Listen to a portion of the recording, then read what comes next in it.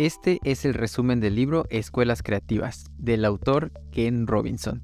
En este libro, Ken Robinson expone cómo la educación tradicional está perjudicando a los alumnos y a las escuelas, y nos presenta una forma distinta de entender la educación, una que cultive los variados talentos de los niños. Algo muy interesante es que este libro fue escrito por Ken Robinson después de haber dado su charla TED en el año 2007, que se volvió una de las más populares de toda la plataforma. En este resumen quiero compartirte las 3 ideas que me parecieron más valiosas, y en donde no solo se queja sobre por qué la educación no funciona, sino que estas 3 ideas tienen ejemplos claros de cómo tú, como docente, puedes comenzar a cambiar la educación. Primera idea, cambiar la metáfora. Es decir, ¿por qué debemos dejar de ver las escuelas como fábricas y como procesos industriales? Aquí te contaré cuáles son las 4 áreas que debería estar cubriendo todas las escuelas para entregar la clase de educación que el mundo necesita. Segunda idea, aprendices natos, en donde hablaremos de un experimento que se hizo en la India y que demuestra que los niños son capaces de aprender lo que sea por su cuenta. También hablaremos del por qué personalizar la educación y cómo lograrlo. Y tercera idea, el arte de enseñar. Aquí nos responde la pregunta, ¿para qué sirven los profesores? Nos cuenta la historia de una niña pobre que sacó la mejor calificación de matemáticas de todo México. ¿Y qué fue lo que hizo su maestro para lograrlo? Antes de comenzar, quiero invitarte a que le des clic al botón de seguir que está en Spotify y actives la campanita para que no te pierdas los futuros resúmenes de libros y entrevistas a profes que voy a estar publicando en este canal. Esto es Sumare, el movimiento para profes que quieren cambiar la educación en su país. Comenzamos. Lo primero, antes de leer un libro, siempre es conocer un poco más sobre el autor.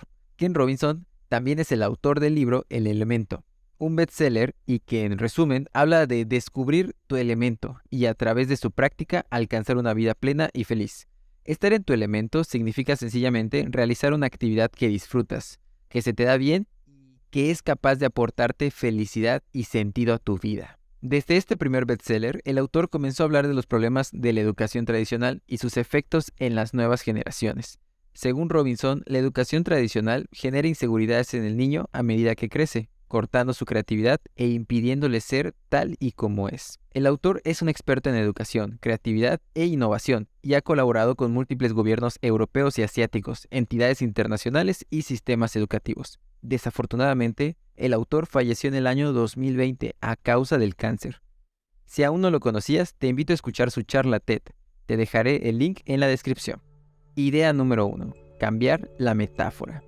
Y para entender esta idea, el libro nos cuenta la historia de Steve Reeves. Steve Reeves trabajaba como arquitecto en Kansas City. Un día, el centro educativo de La Salle, una escuela de enseñanza secundaria especializada en atender las necesidades de los alumnos conflictivos de la ciudad, lo invitó a dar una charla sobre su profesión a la hora de comer. Steve sabía que muchos alumnos del centro habían sido expulsados de otras escuelas y que tenían pasados problemáticos. Durante esa comida descubrió que aquellos estudiantes tenían muchas más ganas de hacer algo en la vida de lo que él habría imaginado. Eran chicos que tenían problemas de aprendizaje, problemas emocionales y problemas sociales, pero allí había mucho potencial. Hacían cosas como construir un puente con palillos y pensar en cómo se escribe un libro o cómo se hacen un montón de cosas. La idea era que empezaran a imaginarse el proceso. ¿Qué supondría tener una barbería? Si uno quiere ganar $80,000 al año, ¿cómo se consigue esa cantidad llevando una barbería? Los alumnos se leían la sección de economía del New York Times, entre otras cosas. Este fue un paso muy positivo en el que los jóvenes se implicaron mucho, pero el más decisivo estaba a la vuelta de la esquina. Steve se describe como un fan de los coches, y una de las actividades que realizaba con sus alumnos era diseñar vehículos en la fase conceptual. Es decir, diseñaban la carrocería, no la mecánica. Los chicos creaban sus propias maquetas y escogían unas cuantas para construir un modelo de tamaño natural con poliestireno. Los alumnos empezaron a preguntarse, ¿por qué no podemos construir un coche de verdad? No les daba miedo hacer preguntas ridículas. Él siempre decía que eso era imposible, pero después de oír unas 100 veces esa misma pregunta, pensó, estos chicos están pensando de una forma que no es habitual en jóvenes de esta edad, así que vamos a encontrar el modo de hacerlo realidad. Steve localizó un viejo coche de carreras de la Fórmula Indy que había sufrido una colisión y se lo entregó a sus alumnos. Ellos pasaron de imaginar con palillos y poliestireno a hacer algo mucho más tangible: restaurar coche. Para entonces, el programa rebasaba las capacidades de La Salle, de modo que Steve lo convirtió en una organización sin ánimos de lucro y lo llamó Minddrive. Bridgestone, la marca de llantas, se ofreció a patrocinarlo y llevó aquel primer coche a su pista de pruebas. De pronto, los chicos tuvieron la sensación de que habían hecho algo importante. Sintieron que tenían poder. Mientras escriben estas líneas, los alumnos de Minddrive han construido 4 coches y en 2012 fueron de San Diego a Jacksonville en uno de ellos. Por el camino realizaron 40 paradas para recargar el vehículo y en todas ellas dieron charlas a grupos escolares, escuelas empresariales, asociaciones cívicas y organizaciones medioambientales. Algo genial es que fueron a De La Salle el año pasado y colgaron un cartel donde ponían que iban a reunirse en el gimnasio a las 10:30. De los 180 alumnos que hay en la escuela, aparecieron 153. Son chicos que están dispuestos a renunciar a sus sábados libres para participar en esto. Aunque los logros de los alumnos de Minddrive ya son fascinantes por sí solos, lo que los hace más educativos es el hecho de que sean obra de jóvenes que durante años se habían tenido por alumnos que no valían la pena para los estudios. Para que te hagas una idea, son estudiantes de 16 años y ni siquiera saben utilizar una regla. Este tipo de programas de educación alternativa suelen dar grandes resultados. Alumnos que estaban aletargados se despabilan, los que creían que no eran inteligentes descubren que lo son, y los que temían no ser capaces de hacer nada bien comprueban que sí pueden. Además de que su rendimiento académico mejora muchísimo. Algo gracioso es que Ken Robinson menciona que el hecho de que estos programas reciban el nombre de educación alternativa no sería necesario si el modelo principal diera buenos resultados. Pero, ¿por qué programas como el de Minddrive logra que los alumnos que ya habían sido expulsados de otras escuelas logren sacar todo su potencial? Ken nos dice que es porque se rigen por principios distintos. Y para eso tenemos que conocer un poco de la historia de los sistemas educativos. El principal objetivo de la fabricación industrial es producir versiones idénticas de un mismo producto. Los artículos que no se amoldan al resto se desechan o vuelven a procesarse. Pues lo mismo ocurre en los sistemas educativos de masas. Se crearon con el propósito de modelar a los alumnos para que reunieran determinados requisitos. Por ello, no todo el mundo sale adelante del sistema y algunos se ven rechazados.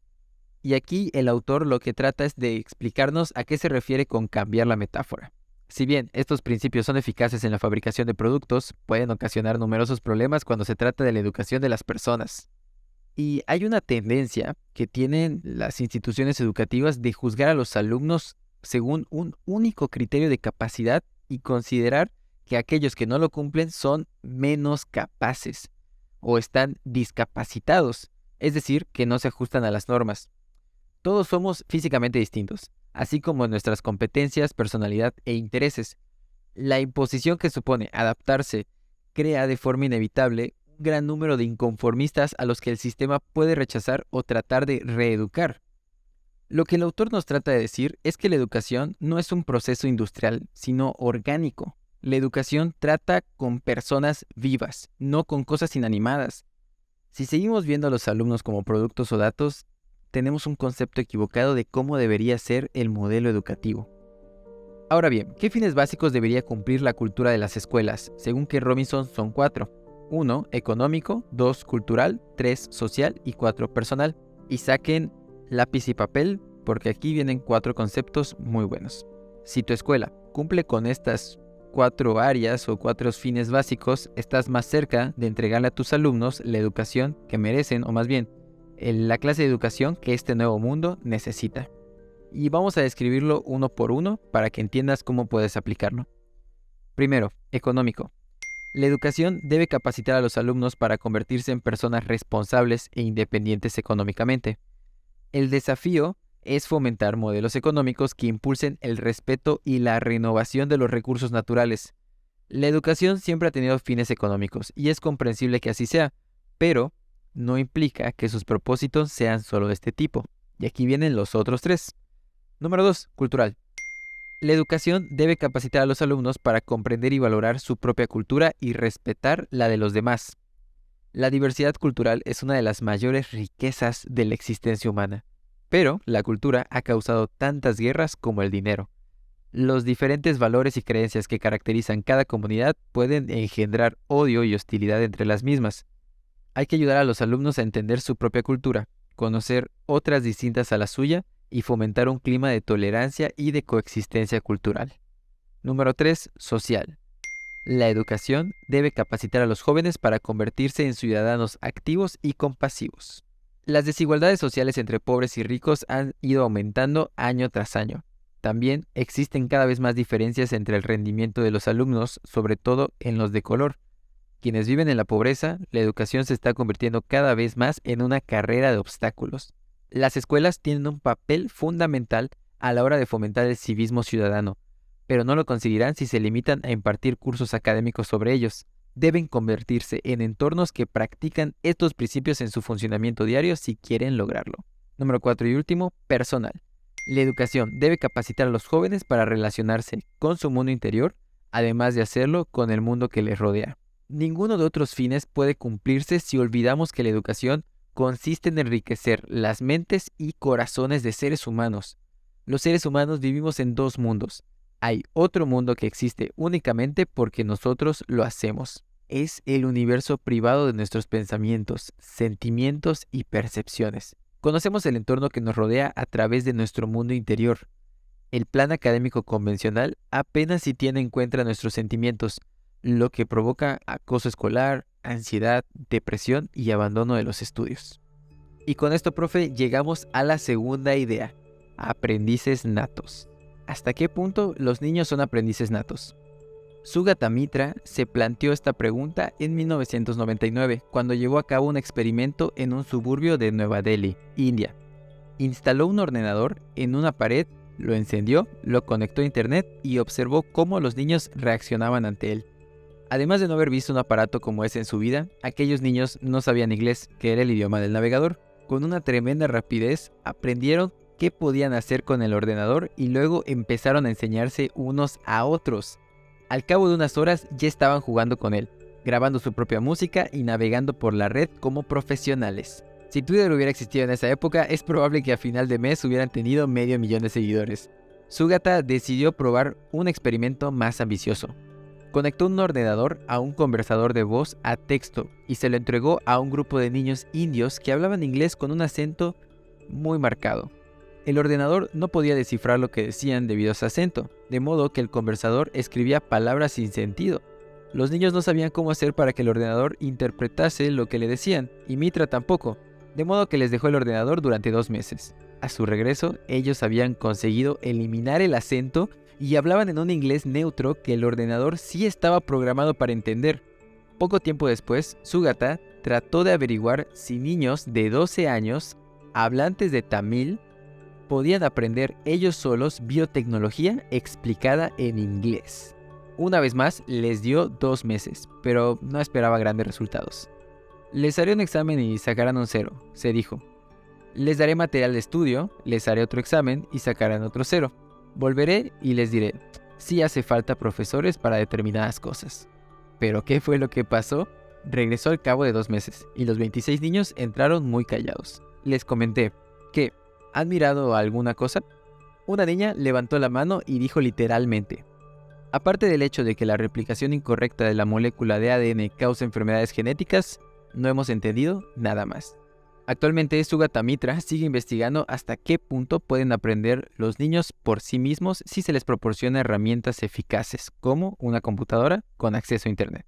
Sus experimentos han arrojado luz sobre la asombrosa capacidad de aprendizaje de los niños. Entonces, si los niños son aprendices natos, ¿por qué les cuesta estudiar y les aburre la escuela? Porque la educación de masas se edificó sobre la cultura intelectual, o lo que se le conoce como académica. Se refiere al trabajo intelectual que es fundamentalmente teórico o especulativo, en vez de práctico o aplicado. La consecuencia es que nuestro sistema educativo actual no refleja la gran diversidad de talentos que poseen los alumnos que forman parte de este mundo. Al no adaptarse a estos modelos educativos, demasiados alumnos creen que ellos son el problema, que no son inteligentes o que deben tener dificultades de aprendizaje. En algunos casos sí es así, y es posible que necesiten un apoyo especial, Pero para muchos otros, el problema no radica en su incapacidad de aprender, sino en la metodología que se les impone. Cuando en la escuela eres uno más del montón y te juzgan igual que al resto, ¿cómo se supone que van a saber quién eres o de lo que eres realmente capaz? Hoy en día podemos personalizarlo casi todo, desde las aplicaciones de nuestro celular hasta la ropa que llevamos o nuestra página de Facebook. Lo mismo ocurre con el cuidado de la salud. A medida que la tecnología avanza y adquirimos un mejor conocimiento de la biología, los medicamentos que tomamos se ajustarán cada vez más a la constitución física de cada uno. Este proceso de personalización parece estar por todas partes, pero aún no ha echado raíces en la educación. No deja de ser una ironía porque es precisamente en el ámbito de la educación donde la personalización se necesita con más urgencia.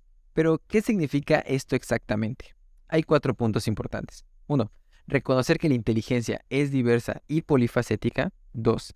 Capacitar a los alumnos para desarrollar sus intereses y cualidades personales. 3. Adaptar el horario al ritmo de aprendizaje de cada alumno. Y 4. Evaluar a los alumnos con métodos que estimulen su progreso y su rendimiento personal. Y se han propuesto varias teorías complejas sobre la inteligencia. Una de las más influyentes es la de las inteligencias múltiples, de Howard Gardner. Este describe su teoría como una crítica del concepto de inteligencia tradicional en psicología, en donde se dice que existe una sola inteligencia, que se mide de forma apropiada mediante el IQ u otros exámenes de respuestas cortas. Gardner identifica 8 modos de inteligencia y sugiere que todos tenemos una mezcla única de cada uno de ellos. En esta parte del libro el autor no profundiza en cuáles son estas 8, pero la verdad es que la teoría de inteligencias múltiples de Howard Gardner es muy buena y si no la conoces te invito a profundizar en ella. Para explicar mejor el tema de las inteligencias múltiples, el autor nos cuenta que hace unos años se reunió con un alto funcionario de un gobierno del norte de Europa en su despacho. Él tenía dudas sobre la diversidad de la inteligencia y le preguntó si disponía de pruebas. Ken Robinson narra: estábamos sentados en una hermosa mesa labrada de caoba, en una sala con las paredes revestidas de roble, en un edificio del siglo XVII. Había valiosas pinturas modernistas colgadas en las paredes, un gran televisor de pantalla plana con un canal que retransmitía noticias 24 horas, 2 ordenadores Apple sobre su escritorio de cristal y acero, y una elaborada alfombra tradicional tejida a mano en el suelo. Detrás de él se veían estantes repletos de novelas, poesías y libros encuadernados en piel. Una grabación de Mozart sonaba a bajo volumen como música de ambiente. Todas estas cosas son fruto y prueba de la extraordinaria diversidad de la inteligencia y capacidades humanas. Mira a su alrededor, le dije. La diversidad de la inteligencia está en todas partes. Mi comentario pareció calarle hondo. Esta historia me encanta, y lo que nos da a entender es que es fundamental que las escuelas flexibilicen el plan de estudios para que los estudiantes, además de aprender los conocimientos que todos necesitan saber, también tengan oportunidad de desarrollar sus intereses y cualidades personales. Muchos de los problemas en las escuelas se deben a los métodos de enseñanza. Y Robinson nos menciona la siguiente metáfora. Si le hacen daño a los zapatos, usted no le echa la culpa a sus pies, se los quita y se pone otros. Si el sistema no funciona, no culpe de ello a las personas que lo componen, colabore con ellas para cambiarlo de manera que sí funcione, y las personas que están en mejor situación de lograr este cambio son los profesores. Con esto llegamos a la idea número 3, el arte de enseñar.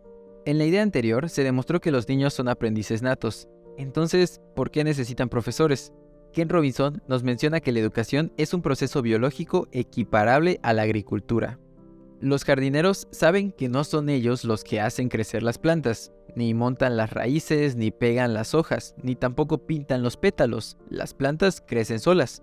La labor del jardinero consiste en crear las condiciones óptimas para que eso suceda. Los que son buenos profesionales lo consiguen. Aquellos que carecen de las competencias necesarias, no. Con la enseñanza ocurre lo mismo. Los buenos profesores crean las condiciones óptimas para el aprendizaje y los malos no. Pero los buenos profesores saben que no siempre controlarán estas condiciones. Y a continuación te voy a contar algo que para mí fue de las partes favoritas del resumen. Según Ken Robinson, los buenos profesores desempeñan 4 funciones principales. 1. Motivan a sus alumnos. 2. facilitan el aprendizaje. 3. Tienen expectativas con respecto a ellos. Y 4. Los capacitan para que creen en sí mismos. Y te voy a ir explicando y dando ejemplos de cada uno. Y al final te voy a contar la historia del profesor que logró que una alumna se convirtiera en la mejor a nivel nacional en matemáticas. Esto sucedió en México en el año 2011. Pero bueno, comencemos con cada uno de los ejemplos. La primera de las funciones de los profesores es motivar a los alumnos. Los buenos profesores saben que no basta con conocer su disciplina, pues su cometido no es enseñar materias, sino que sus alumnos las aprendan. Necesitan motivarlos, inspirarlos y entusiasmarlos, creando condiciones en las que ellos quieran aprender. Si lo consiguen, sus alumnos rebasarán con toda probabilidad tanto lo que ellos esperan de sí mismos como las expectativas de los demás. Objetivo número 2 de un profesor. En ocasiones se da por sentado que la función principal de un profesor es la instrucción directa. Sin duda, esta ocupa un lugar fundamental en la enseñanza, pero los profesores expertos tienen un amplio abanico de destrezas y técnicas para lograr que el alumno aprenda. La instrucción directa es solo una de ellas. El secreto está en saber cuándo utilizar la técnica idónea dependiendo del tipo de alumno, como con un médico. Lo que se espera es que aplique sus conocimientos a lo que le ocurre a usted y no a otro, y lo trate como un individuo con necesidades específicas. Número 3. Tener expectativas. Las expectativas de los profesores influyen de forma determinante en el rendimiento de los alumnos. De hecho, esto tiene un nombre y se le conoce como el efecto Pigmalión, que por cierto tengo un video muy bueno colaborando con una amiga hablando de esto. Lo puedes encontrar en mi Instagram, de todas maneras te voy a dejar el link en la descripción. Pero de lo que trata es que si los profesores le transmiten que esperan que lo hagan bien, hay muchas más probabilidades de que así sea. Y si en cambio creen que lo harán mal, también es muy probable que ocurra esto. Nuevamente, a esto se le conoce como el efecto Pigmalión y es algo estudiado en la psicología y en la pedagogía. Los alumnos necesitan profesores que se comuniquen con ellos y especialmente que crean en ellos. Y la cuarta función de un buen profesor es capacitar a los alumnos. Los mejores profesores no son únicamente instructores, son también mentores y guías que deben ganarse la confianza de los alumnos, ayudarles a encontrar un rumbo en la vida y capacitarlos para creer en sí mismos. Y aquí es donde entra la historia de Sergio Juárez Correa. Él es un maestro de 5º año en una escuela primaria llamada José Urbina López, que se encuentra en Matamoros, México. Esta es una ciudad que está en la frontera con Estados Unidos, una ciudad en donde abunda la miseria y en el que a menudo se producen enfrentamientos entre narcotraficantes. Juárez Correa pasó los 5 primeros años de su carrera docente delante de una clase intentando transmitir información, pues lo que quería, como cualquier otro profesor, era darles la oportunidad de tener una vida mejor. Pero la verdad es que aquella tarea parecía inútil y pues los resultados no eran alentadores. Tanto era así que los alumnos de la primaria solían suspender el examen enlace, que significa Evaluación Nacional de Logros Académicos en Centros Escolares. Esto es un examen que se realiza a nivel nacional en los niveles básicos. Entonces, en el 2011, Juárez Correa se propuso cambiar las cosas. Estaba convencido de que enseñándolos de manera tradicional a sus alumnos, pues seguiría sin conseguir nada. Y para ese entonces había leído sobre las capacidades innatas que tienen los niños para aprender y había estudiado la obra de quienes habían propuesto demostrarlo, entre ellos Sugata Mitra, que es de quien hablamos hace un momento. De hecho, Sugata Mitra tiene un libro que se llama La Escuela en la Nube y es uno de los siguientes libros que vamos a resumir, así que estate pendiente, profe, porque este autor tiene información que te va a explotar la cabeza. De todas maneras, si quieres investigar más sobre él, te lo dejo ahí, Sugata Mitra, La Escuela en la Nube. El profesor Juárez Correa decidió que la única manera en la que podía ayudar a sus alumnos a desarrollarse era capacitarlos para que aprendieran por su cuenta. Empezó poniéndolos a trabajar en grupos y les animó a creer en su enorme potencial. Les acompañó en un proceso de exploración y descubrimiento, enseñándoles, por ejemplo, a aplicar el concepto de fracciones a su vida cotidiana y a hacer la geometría más práctica y tangible. Basó sus clases en preguntas abiertas para animarles a aprender razonando en lugar de simplemente memorizar la información para luego vomitarla en los exámenes. Fomentó la conversación y la colaboración entre ellos, sin que le importase que el ambiente de clases pareciera algo alborotado. Sus alumnos se sintieron capacitados y aquella sensación de poder les infundió una pasión por aprender sin precedentes. Aquí es donde entra una alumna suya, Paloma Noyola Bueno. Resultó ser una prodigio de las matemáticas. Entendía de forma intuitiva conceptos matemáticos que los estudiantes de posgrado tienen dificultad para asimilar. Cuando Juárez Correa le preguntó por qué nunca había mostrado demasiado interés por las matemáticas hasta ese entonces, ella dijo: pues nadie me las había enseñado de manera tan interesante como tú. Cuando llegó el momento de volver a presentar el enlace, Paloma, una niña que vivía al lado de un vertedero, en una ciudad devastada por la pobreza, sacó la mejor calificación en matemáticas de todo México. Su éxito se celebró en un programa de la televisión nacional. Las notas de Paloma fueron extraordinarias, pero no fueron únicas. 10 alumnos de la clase de Juárez Correa se situaron dentro del 1% más alto en matemáticas. Esto nos demuestra que los alumnos que se sienten más seguros de su capacidad de aprendizaje aprenden más deprisa y mejor. Imagínate qué objetivos pudiera alcanzar un niño si no le temiese arriesgarse, si no le diera miedo pensar. Todos los niños merecen tener un adulto que jamás se dé por vencido con ellos y que les insista para que se conviertan en las mejores personas posibles. Profe, en este episodio hablamos de por qué debemos cambiar la metáfora con la que vemos las escuelas y pasar de una visión industrial a una más orgánica. Entendimos que desde niños tenemos una capacidad innata para aprender y que la educación se debe personalizar. Y cerramos con las 4 funciones principales que debe cumplir todo maestro para transformar la vida de sus alumnos. Si lo que escuchaste hasta ahora te gustó, déjame decirte que esta es solamente la primera parte del resumen del libro. Así es, tendremos una segunda parte, ya que era tanta la información que decidí dividirlo en 2 partes para que fuera más fácil de escuchar. La segunda parte saldrá la próxima semana. Y si no quieres perderte ninguno de los episodios del podcast, los videos tutoriales de Facebook o las entrevistas que estoy teniendo cada semana con otros profes, te invito a unirte a nuestro grupo de Telegram. El link te lo voy a dejar en la descripción de este episodio, o si no lo encuentras, escríbeme por Facebook y pídeme el link del grupo de Telegram, ahí te lo mando. Ha sido un placer leerte este resumen el día de hoy y haberte podido sumar. Recuerda que para una labor tan complicada como mejorar nuestro sistema educativo, hay que sumar lo que tú sabes y lo que yo sé para lograrlo. Sumar es la manera de cambiar la educación.